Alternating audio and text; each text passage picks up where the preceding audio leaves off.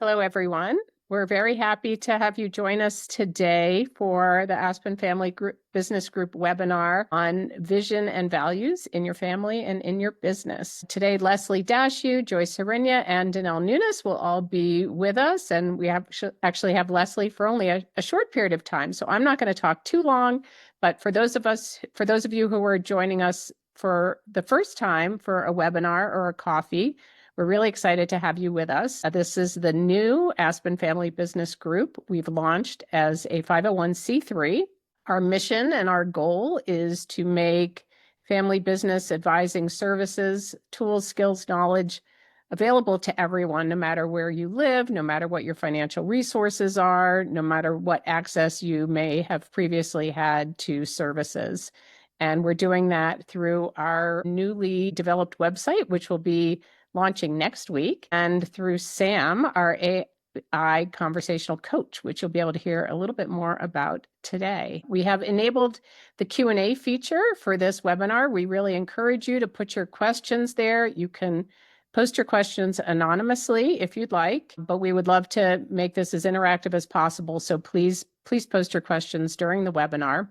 And I do also want to note that this is being recorded. So if you do want to post your questions anonymously, that means they won't be captured. I think our recording just captures the visual and the audio and not the questions. So anyway, I will turn it over to Leslie Dashew. Thank you, Shelley. Yes, it's a very exciting time with all of our new technology going live in the very near future. The team that's on here with me are all the folks responsible for making this come to pass, and I'm very proud of them. And I want to apologize first because, as Shelley mentioned, when we first scheduled this, I had a set of interviews, as some of you know, I've done for others of you here for boards of directors for clients, and all of a sudden we had travel snafus, and they had to switch the interviews to this week. So I need to get back with the interviews, but I wanted to get started, and I knew that Joyce and Donnel were going to do an even better job than I would here. So I am taking the prerogative of the elder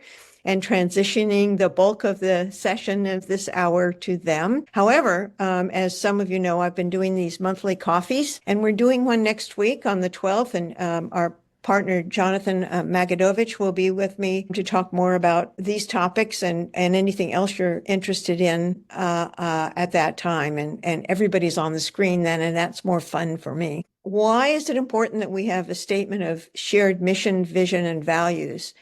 There are a couple of really important reasons for this. One is clarity, two is alignment, and three is good stewardship. Our mission says why we exist, the purpose of our family business, or ourselves if we're talking about a personal mission statement, and how it is special to our business. A vision says where we are going, and the values tell us how we are going to accomplish our mission and vision. So in a really short amount of time, that's why it's important. It allows us to be clear with everyone. And importantly, that it's aligned, that we're aligned as the stakeholders who are involved in a family business, making sure that those working in the business, those owning the business, those who are served by the business, all understand that we're trying to accomplish the same thing. And as good stewards, we want to be sure that we're using our resources effectively. And by having this alignment and this clarity, we make sure that we are using our resources in keeping with our vision and our purpose, and are doing so with the values that are also integrated from not just one person, but all of us.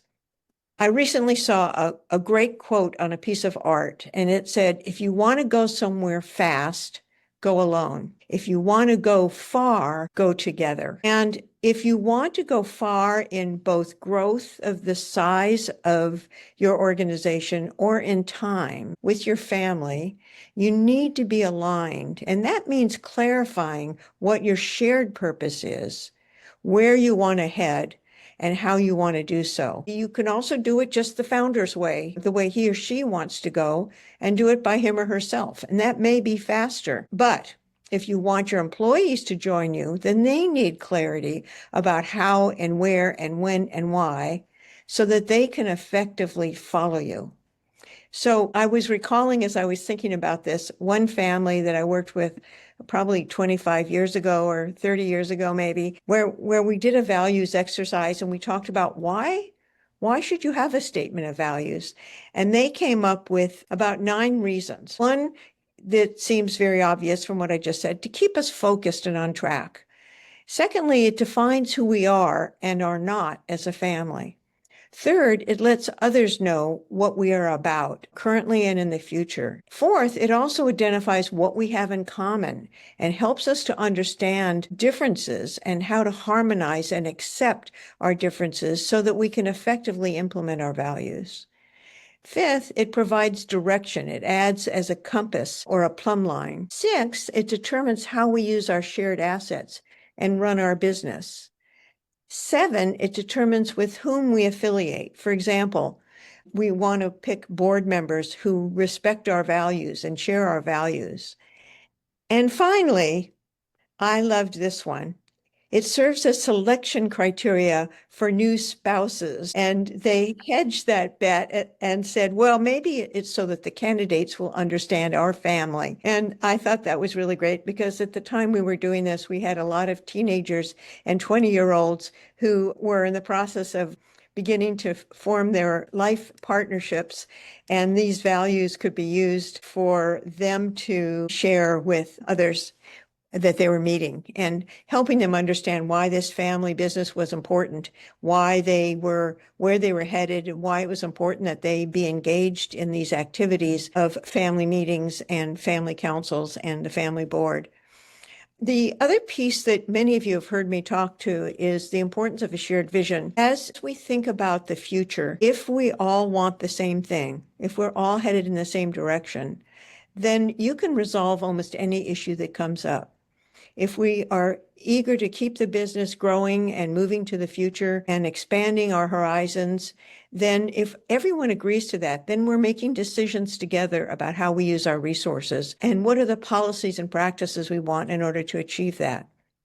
If, on the other hand, we have divergent vision for the future, then it says, you know what, we maybe need to think about parting ways as a family and maybe not having all of our resources going into this family business. So moving through that process of saying that we understand and agree to a vision is really critical to how we're going to operate together or not, and how we're going to use our resources. And if, as I said, if we're aligned, then as relationship issues come up, we have a reason to address them because we know that there's a bigger picture that we're working towards. Those are some of the reasons that I have found that it's really important to be clear on our shared mission, vision, and values. And I'm going to turn it over now to the rest of the team to share more about how we do that and what's involved in that. So Joyce and Donnel, go for it. Honestly, before we see you go off into that sunset behind you, today, I wanted to know, where do you see people struggle when it comes to this? Like, what are some of the common barriers when people are first trying to get started? You know, I think one of the things is that a lot of times people don't know how to articulate what their values are and what are my values versus what are the family values. And those sometimes are different. And I see it sometimes as another kind of overlapping circles where we have some values that we all share as a family with regard to our family, our business values, and so on. But then we have some individual values. And we have some that are going to be different. But many people don't sit down to kind of articulate and put on paper what their values are. So it's hard for them to have that dialogue. So I think that's an important starting point. Yeah, it's interesting because one of the things I remember, our dear colleague Joe used to talk about was he believed that some of the most important work he ever did with his clients was helping them define personal statements of purpose. And I wonder, have you seen or used that particular exercise as a starting ground for any of this, or do you see that as something that gets built on into the process later on? I think having a personal statement of purpose is a nice strategy because it helps everyone to be clear about how we're using our own time and resources effectively and making decisions. But for a lot of families, it's really starting with making sure we're aligned in our values and our vision and our purpose. And And sometimes starting with that then helps us step back and say, well, you know what? I really need to think more about myself and what my purpose is. And you become more motivated to do that.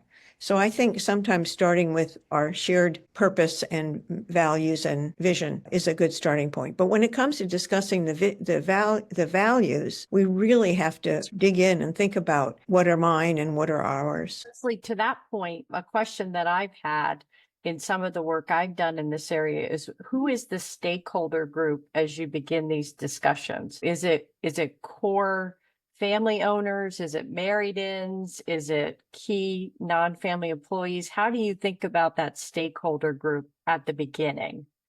I think it needs to start with the family. And then it can broaden as you talk about the business values. It could broaden to get feedback from your key employees or all of your employees. But I think it starts with family. And I have a bias towards engaging the entire family because I think married-ins are an important part. And if they're not involved in this discussion, they may feel left out and they may feel like they're not valued. That then means that they may not support the process that we're doing. And so I found that they oftentimes have many good ideas and have observations about not only individual values, but what they've noticed is common in the family, how it differs from their family of origin. So many times that helps to clarify what the values are as well. So I really like to include all the family because we're talking first about what is important to the family as the family creates a vision for the future for itself and its assets. And as the married-ins are often the parents of the next generation, it's important that they be part of crafting this family set of values because they're going to be responsible for coaching the next generation on those values. Oh, that's very helpful. Yeah, and Leslie, how much time do we have left before you're going to leave us here? 2 minutes. 2 minutes? Okay, I have one more question for you before you go. And this is something that Joyce, you and I can discuss a little bit more after Leslie signs off. But I'm curious, sometimes what I've seen in the work that I've done is that there may be seemingly opposing values between the family stakeholders, but there's shared desire around the behavioral kinds of objectives that they're trying to reach. And I'm wondering, when you have encountered that in your work, have there been any particular strategies that you use to help them see how you can come from seemingly different values to the same behaviors? I think what's important in what you're saying is that we understand how values manifest themselves. They manifest themselves in behaviors. So if I say that I believe that reading is important, and yet I spend all my time watching television, what is the way that we see what really is important to me? It's by how I use my time. Even more important than my money is how do I use my time? Because that's our most precious asset. And so if we are struggling with differences, then it sometimes is useful to get to a concrete or behavioral perspective on it and to say, let's talk about how these values might manifest and how they impact the decisions we're making.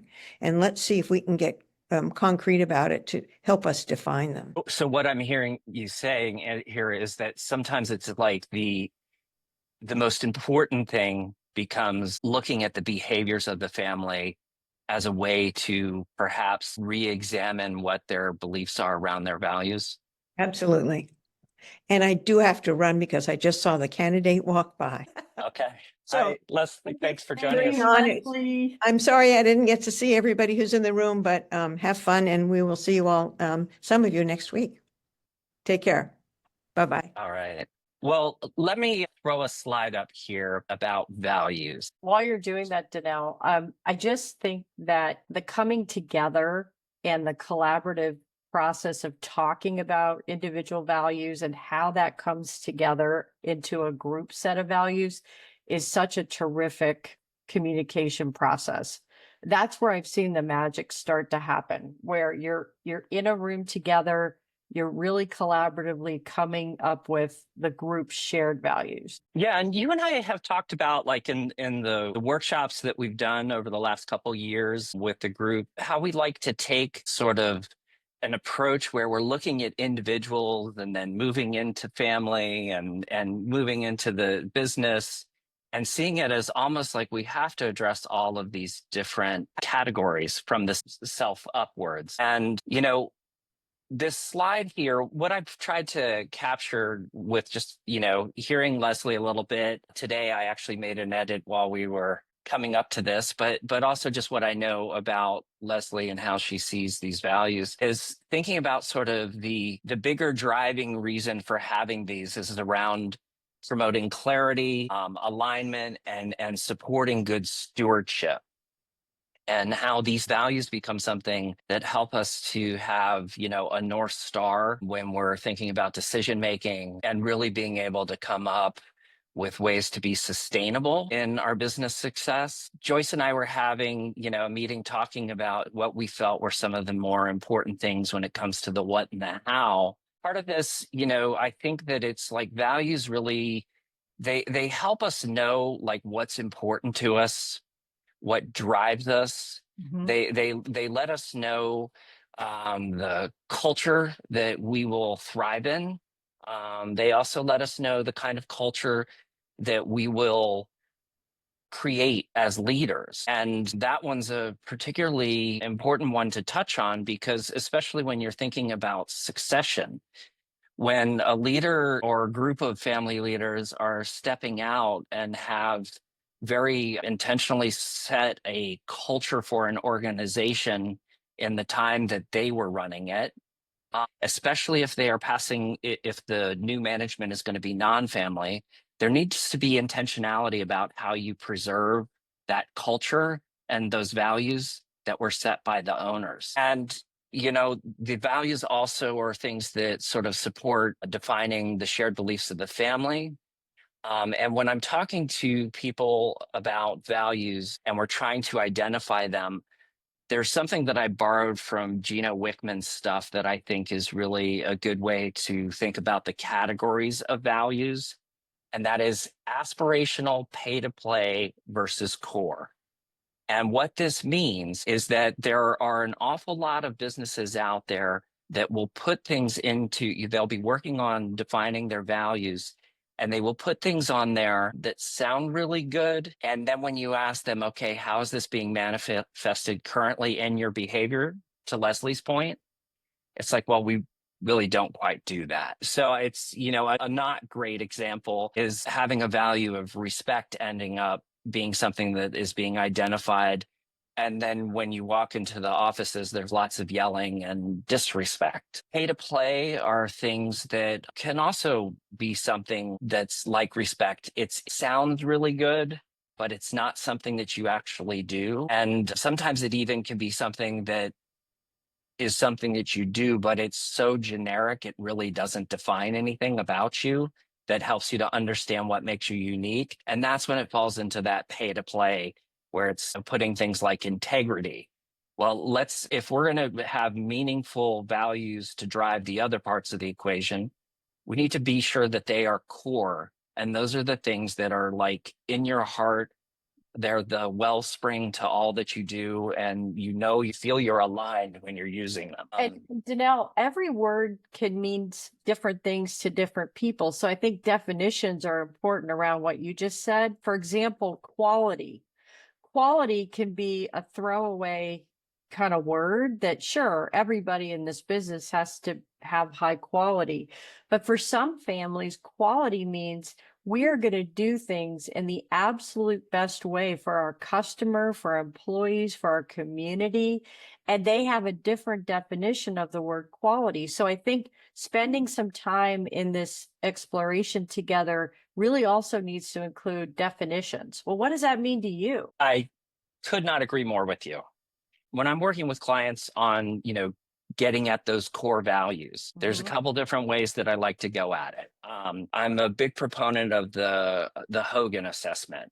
And there's one part of that. It's the only part of the Hogan that you can use in isolation, and it's the motives, values, and preferences inventory. And it's a somewhat scientific way at getting at some of the core values that exist within individuals. And we can identify those. We can have discussions about those. We can look about at how those are manifested in the behaviors of the family.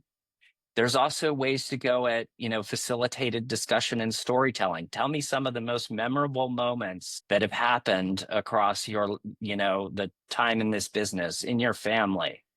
There's surveys, and there's one that we will have, surely in our resources in our new nonprofit, and will be something that you can talk to Sam about, but Values Unfolding, where we look at lists of values, and we might have one generation take that list and go talk together about which ones stand out to them and pick 5, and have another generation that's the younger generation do the same thing and then come together and try and find consensus. We might also have people do them individually and look at like what are the things that stand out to me most in my work, and what are the things that stand out to me most as a parent or member of the community, and see if they're congruent.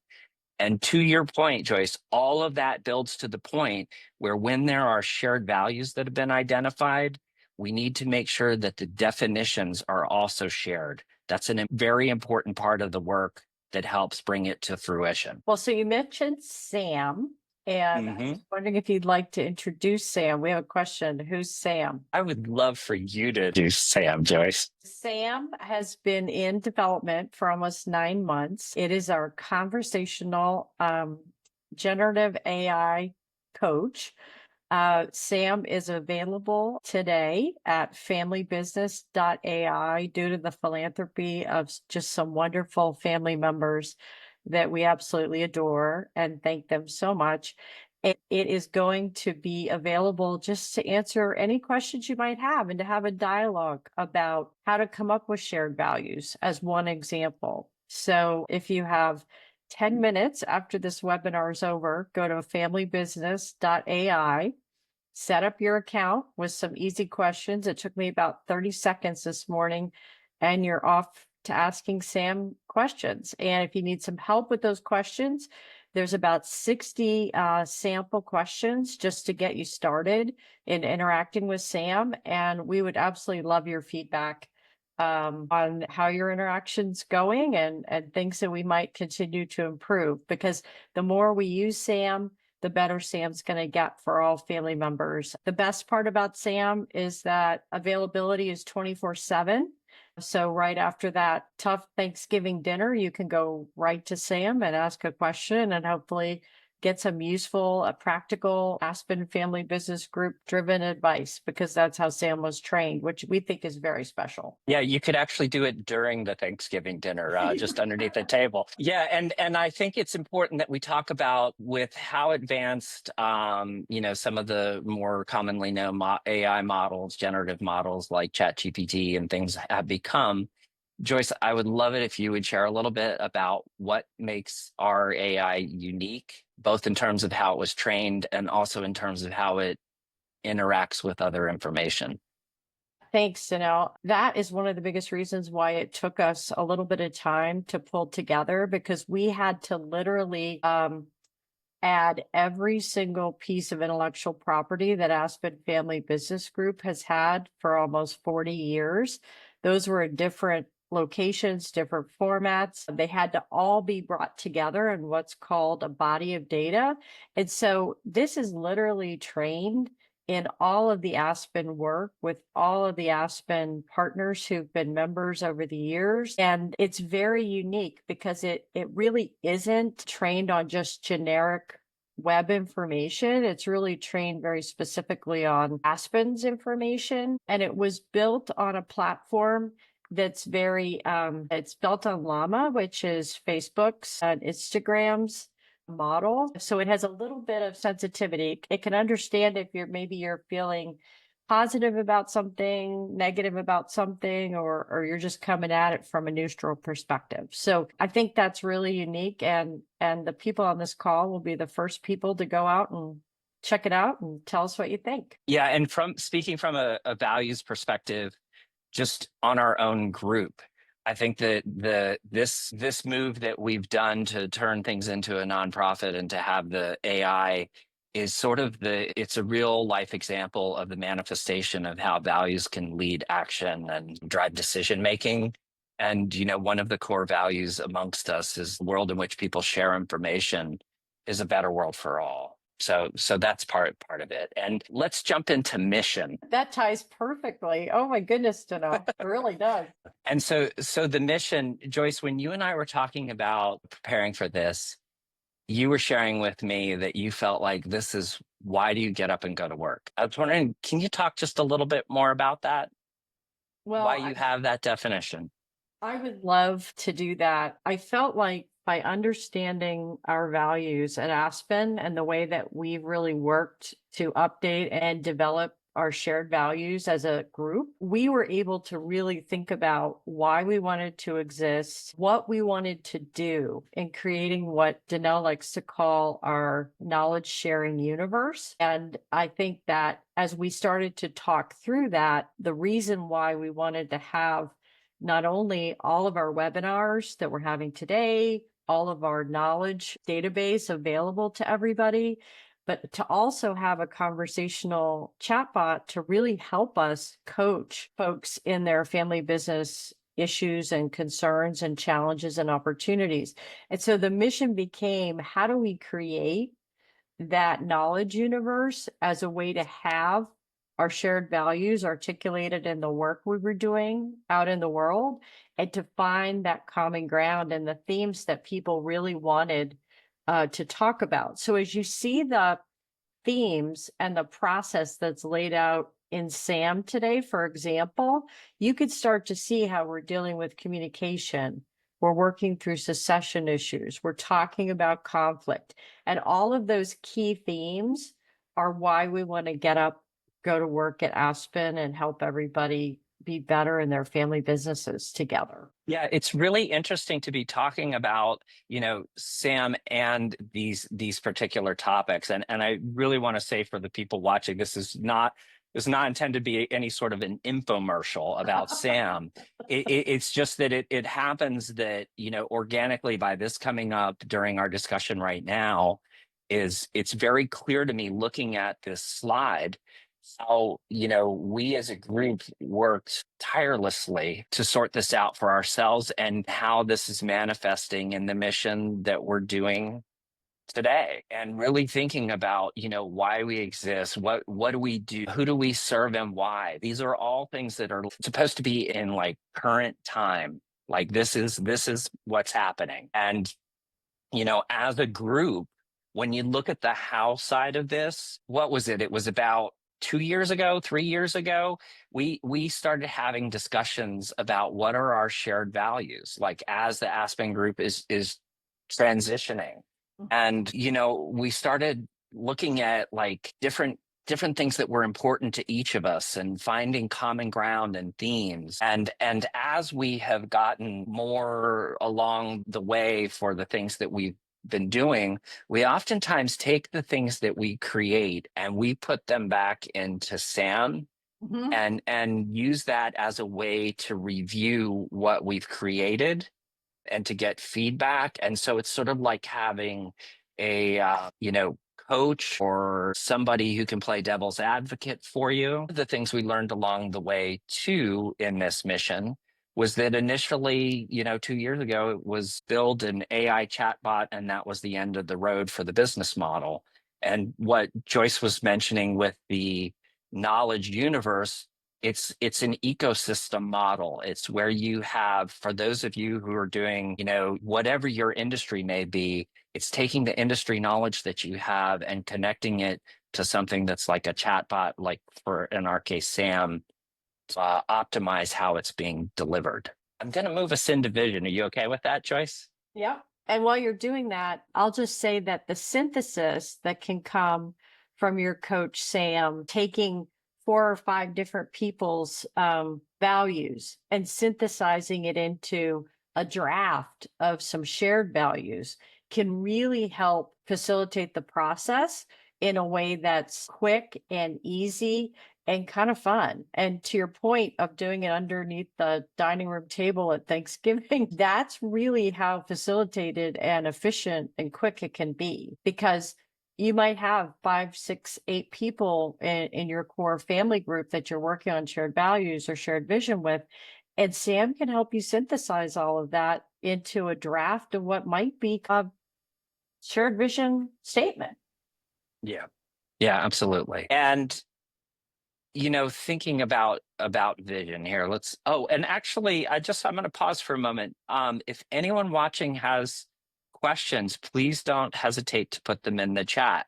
We would love to, or thoughts. We would love to hear what you guys are thinking and are happy to respond to things as we go forward. And so the next thing that we move into is thinking about vision. And so, values are our foundation. Mission is what we're doing now. And the vision is sort of taking us into the future.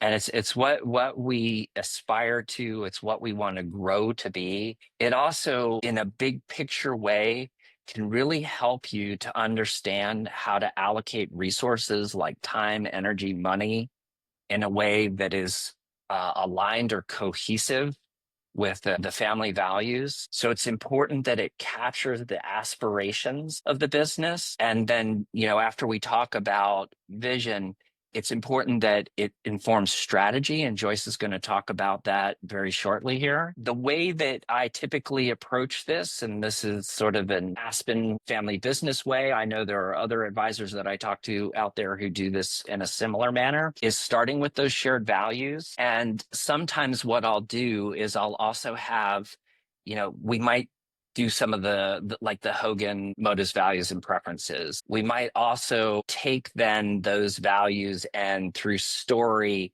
capture more about them. But I'll oftentimes ask clients when going from value to vision to sort of bridge it. If you are living the next 5 to 10 years, in perfect alignment with these stated values, what are some of the things that people might see that you've done? And on this list here, the how, there's a bullet versus narrative approach. So let me explain that. I have found that it's most people that I've worked with in doing this fall in one of two camps after you ask them to talk about future outcomes. Some can write a narrative. And one way of getting at that is, we ask them to write a letter from their future self. You're doing all of this in perfect alignment. What's happening 5 years from now? Others, for some reason, that just does not really promote a clear process for them. And so the other way of doing that is asking for bulleted items. Mm-hmm. And Leslie and I were talking about this a little bit a week or two ago. And we found that the bullet versus narrative almost is completely aligned with, if anyone's ever done a Myers-Briggs, if your second letter is an S, the bullet form is going to usually be the one that you want to take. If it's an N, the narrative approach is usually the one that you want to take. And either works just fine. But if you are trying to do it with a narrative approach and are running into just obstacles with it, try the bullet. And we take all of these things that people identify as individuals and we bring them together into the group to go from an individual perspective on where the future lies to a shared perspective for the key family stakeholders and perhaps even sometimes non-family members who might be part of that, driving that as well. Mm-hmm. And one of the things I've seen that has just been incredible in terms of helping this process, particularly over the last year, I think the technology's reached it. And now you can really do this with Sam, is if you involve Sam into the process, you can do things like take all the values that came up as the core values, take, all of the Myers-Briggs types, if you wanted to, of the group, and all of the bulleted and narrative stories about what the future looks like, and ask Sam to write you 3 different drafts of a vision based on that data, and it will advance the process. I've seen it make where you can take something an hour that might have taken weeks or months to get to. And the really cool thing about what I was talking about with using ask for 3 different versions is it allows you to do the same model that you would do if you were picking a logo. And then the family picks the one that they like the most, and you keep refining that one with your personal touch. But Joyce, I want to take us into strategy because that's a big topic. So I'm going to move us to that next slide. Okay. And just to put it out there, this is our 101 series. So we could go deep and for a very long time on each one of these topics. And we're planning to do that moving forward. And so today is really just intended to be a brief overview of each one of these really, really significant topics. Planning process. So collaborative strategy, that's sort of my what. Doing this together, right? Setting the ground rules and the groundwork for organizational success and growth. And that's really what we're trying to do. And your organization can be shared assets. It can be financial assets, it can be an operating company.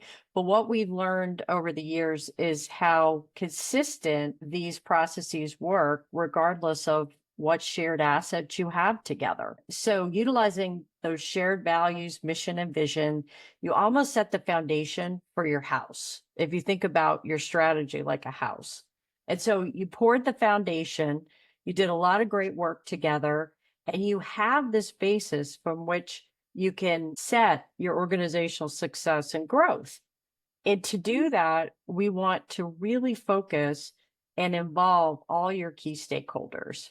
And Donnel, you just touched on that. Leslie was very clear, and I think she's absolutely right with values. You start with family.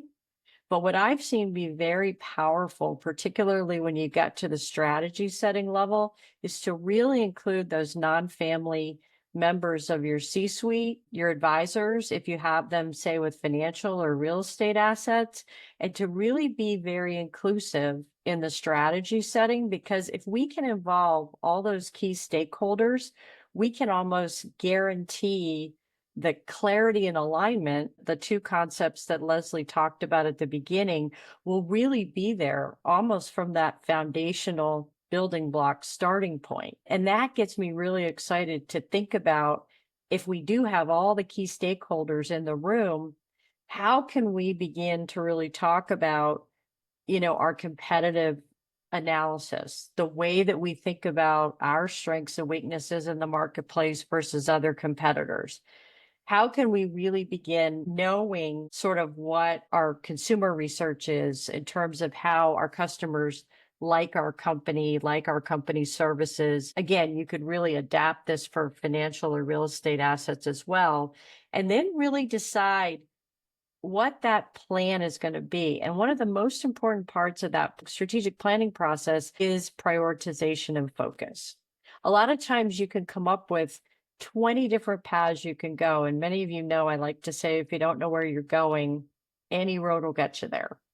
But I think one of the most important things that happens in strategic planning in a collaborative way is for us to really think about, how do we focus? What are our top 3 things that if we were able to do that in the next, usually year is the most realistic time frame that makes sense, what would our business look like on the other end of it? Or what would our shared assets look like on the other end of it? And then the other point I wanted to make that I know is really important, never probably more important than right now, is the need for flexibility and innovation. So the more we can instill the kind of innovation, again, going back to Aspen and using us as an example for a minute, the innovation of SAM is really helping us bring more and more resources to more and more family members and their advisors quicker than we ever have been able to do in the past. And so that flexibility and innovation has really driven our strategic planning at a collaborative level. Once we had created our shared vision, mission, and values, we were able to begin to lay out what this knowledge ecosystem looked like. And in doing that, we were able to set a very operational plan for doing it that enabled all of us to be able to participate in our expertise area in a way that made sense to get the work done on a timely basis. So as you're thinking about it, think about focus, think about alignment, as Leslie said, and definitely keep that foundational value of stewardship to the shared assets that you all have together. And I could go on and on about the specifics of strategic planning for about another 8 hours, but we really wanted to save time for questions. I do want to ask you one question though. I'm Yeah, going to kick off the questions on go strategy. for So it. for a family out there that has, is new to this, what are some of the things they could do to kind of tee up a strategy planning session for the key decision makers in their family? So assuming you have your shared values and your mission and your shared vision completed, and that's a big assumption, but I'm just going to go ahead and say that's what you have to have done first. Then what I'd recommend is kind of framing the issues. So again, we could go back to the foundation of the house is built. Now we're going to start to frame what the house is going to look like. I mean, literally, where's the dining room? Where's the living room? Where's the kitchen? Start to think about how to frame those issues. And a lot of that becomes your strategic context, that analysis of competition, where the market's going, how big is the market that we're in? And then you really want to diagnose what you're good at and where you make money. And what I find a lot of times is, especially if in multi-generational family businesses or shared assets, we're not exactly sure where we're making our money, where we're losing our money, where we really able to optimize that strategic differentiation. And I think that's worth a lot of time. And the family and its key stakeholders, like non-family CEOs, et cetera, should really have experts in their industry come in and start to talk about a broader industry or have pre-read materials that help people understand that diagnosis. And then we really want to do some forecasting. And I think people often struggle with this part, but it's just it's the Wayne Gretzky, like, where's the puck going? We know where the puck might be now if we're playing a hockey game, but where is that puck going? And I think that forecasting piece and the assumptions, especially if the family ownership group is able to help non-family C-suite do that work together, really starts to help set the assumption for the strategic plan and the budget that'll come with that. And a lot of times we want to hold both family C-suites and non-family C-suites accountable to achieving a budget, but we all want to buy into those assumptions and understand what assumptions they're building into that strategic plan. And then from there, I think we really have to just prioritize and focus and put a stake in the ground and say, these are the 2 or 3 key top strategic priorities we're going to go after in the next 12 months. And we used to always say, do a 3-year plan. But I think with today's business environment, it's just really important to have everybody's buy-in collectively to the assumptions that are going to lead to what we all think is successful growth in the next 12 months. And be flexible about changing those assumptions. Oh, wow, we now learned X. We're going to have to respond to X. But I think those are really the key pieces.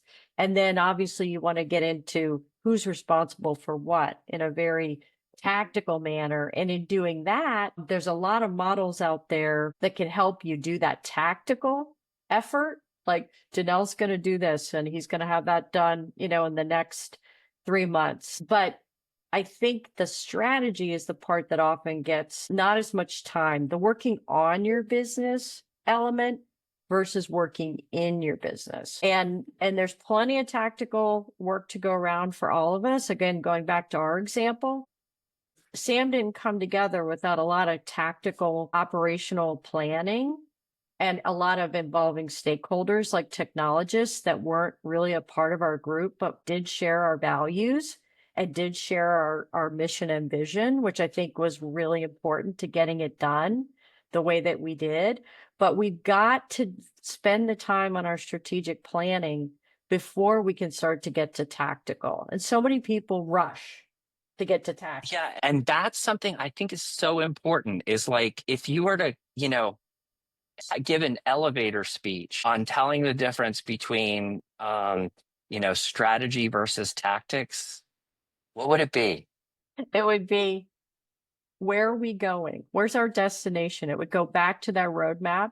It would say, we know we want to go to Sacramento, right? The tactics would be, maybe we should take a car.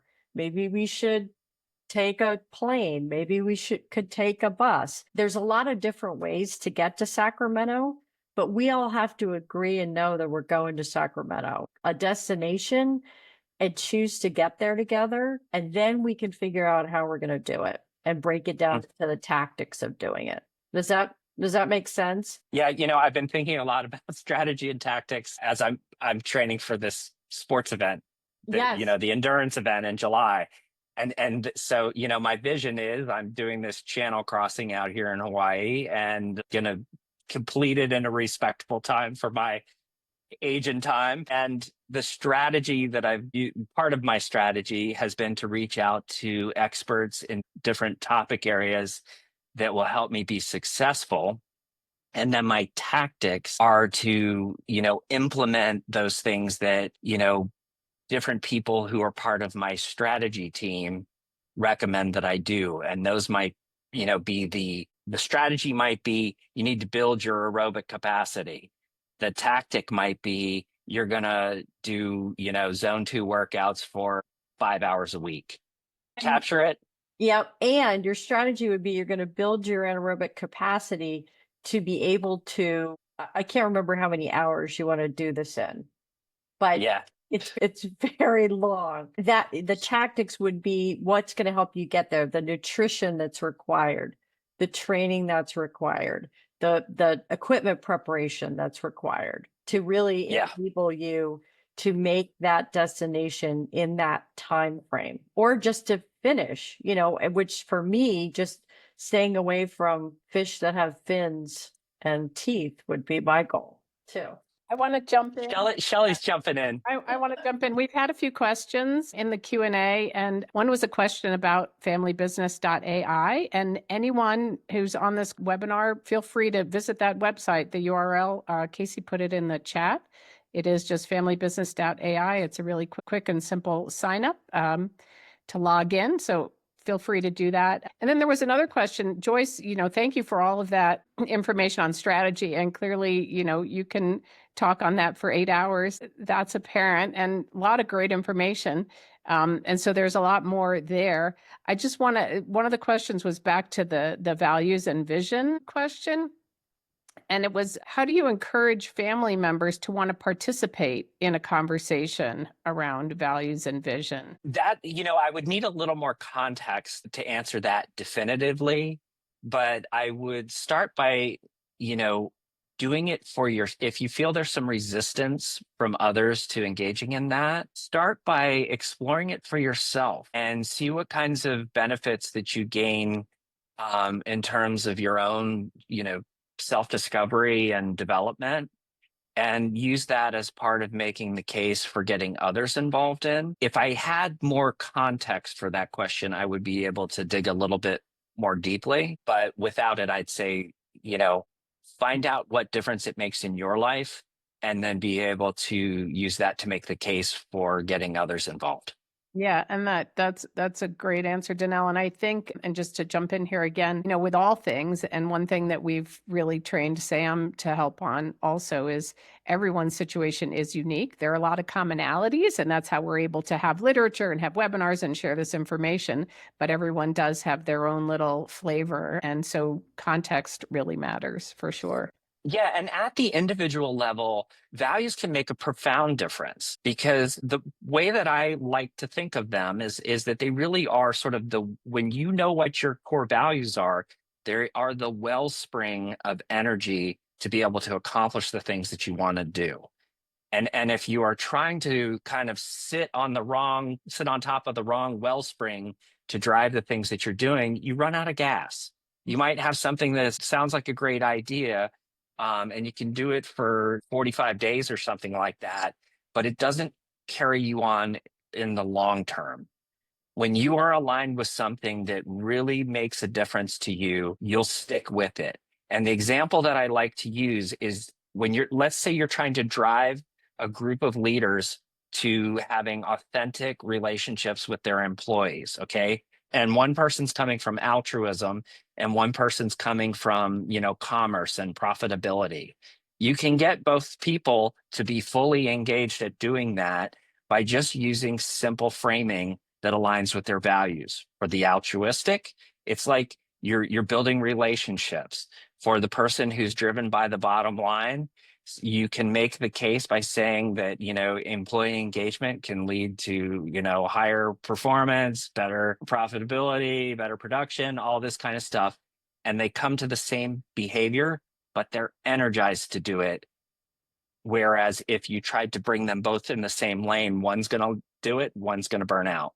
Right. So understanding your own values and how those motivate you and acting in line with that. Yeah. Yep. Right. Yeah. So we're almost at the top of the hour. Just want to invite Donnel and Joyce to offer any final comments. And before you do so, I want to remind everyone we do have a Coffee with Leslie coming up. That's a more interactive experience, meeting format style. Casey put that sign up information in the chat. And then our next webinar will be July 1st. And information about that will be coming out very soon. But Donnel and Joyce, thank you so much.